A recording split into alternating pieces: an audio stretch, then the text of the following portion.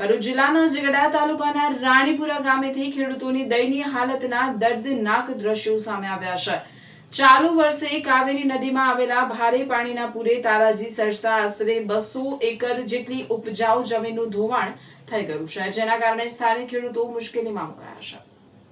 આકાશી drone દ્રશ્યોમાં નદીના પ્રવાહ દ્વારા થયેલા જમીન ધોવાણનું ભયાનક સ્વરૂપ સ્પષ્ટપણે જોઈ શકાય છે। કાવેરી નદીના પાણીના પ્રકોપને કારણે માત્ર એક જ વર્ષમાં 20 વીઘાથી વધુ જમીન નદીમાં ધોવાઈ ગઈ છે। ખેડૂતોએ ભારે મહેનત અને દેવું કરીને કેળ, કપાસ અને વિવિધ શાકભાજીનું વાવેતર કર્યું હતું, જે નદીના બેફામ વહેણમાં તણાઈ ગયું છે। મોંઘા બિયારણ, ખાતર અને દવાઓનો ખર્ચ કરીને કરજ કરીને ઊભું કરેલું વાવેતર નદીમાં ધોવાઈ જતા ખેડૂતો મોટા દેવાના બોજ તળે દબાઈ ગયા છે। જમીન જ નદીમાં ધોવાઈ જવાથી હવે આગામી સમયમાં ગુજરાન કેવી રીતે ચલાવવું તે એક મોટો પ્રશ્ન બન્યો છે।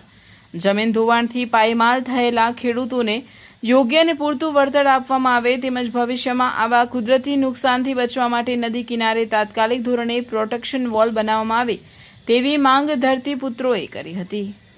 મારું નામ અંકિતભાઈ સનુભાઈ પટેલ છે। હું રાણીપુરાનો રહેવાસી છું।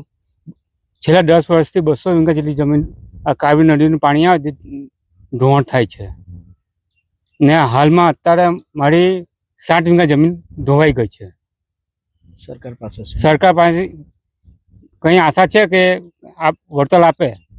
છેલ્લા 10 વર્ષથી 200 એકર જમીન અહીંયા ધોવાણ થયું છે, ત્યારે કાવેરી નદીમાં પાણી આવ્યું હાલના વર્ષમાં તો અત્યારે 15 થી 20 વીઘાનું ધોવાણ થયું છે।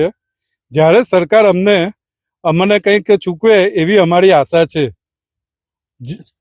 તંત્રને જે ગયા વર્ષે અમને રજૂઆત કરી હતી તો એ લોકો નાવ લઈને અહીંયા બધું નિરીક્ષક કરી ગયેલા, એનું કોઈ નિરાકરણ આવ્યું નથી। જે લોકોને ફોર્મ ભરાવ્યા હતા એનું બી કોઈ નિકાલ નથી। હાલમાં શું માંગ છે તમારી સાથે? હવે સરકાર જોડે અમને કોઈ સહાયરૂપ થાય એવી અમારી માંગ છે। મારું નામ કેતનભાઈ કાંતિભાઈ રાણીપુરાનો રહેવાસી છું। અમારા ગોમાદેવની ખાઈ પાસે ખેતર છે મોરો વગો, એમાં સખત પ્રમાણમાં ધોવાણ છે। છેલ્લા 10 વર્ષથી 200 એકર જમીનનું ધોવાણ લાગ્યું છે। હમણાં જે હાલ વરસાદ પડ્યો એમાં 20 વીઘા જમીન એક જ દિવસમાં ખોડાણ લાગ્યું છે। એમાં કેળનું વાવેતર હતું, કપાસનું વાવેતર હતું, બધું મોટા પાયે નુકસાન થયું છે। હવે સરકારને અમારે એક જ વિનંતી છે કે અમને વળતર આપે તથા અમારી જમીન ખરીદી લે, મોટા પાયે વળતર આપે એ જ અમારી વિનંતી છે સરકારને। તંત્રમાં કોઈ રજૂઆત તંત્રમાં રજૂઆત કરવામાં આવી હતી। રીતેશભાઈ સાહેબ ગયા વર્ષે આવ્યા હતા, પણ એનો કોઈ ઉલ્લેખ હજુ આજુ નિરાકરણ આવ્યું નથી। અંદાજિત કેટલા એકર જમીન હશે જે ધોવાણમાં ગઈ હશે? ધોવાણમાં અંદાજિત 200 એકર જમીનનું ખોડાણ છે। કેટલા ખેડૂતો પાયમાલ થયા હશે? ઓછામાં ઓછા 25-30 ખેડૂત પાયમાલ થઈ ગયા છે।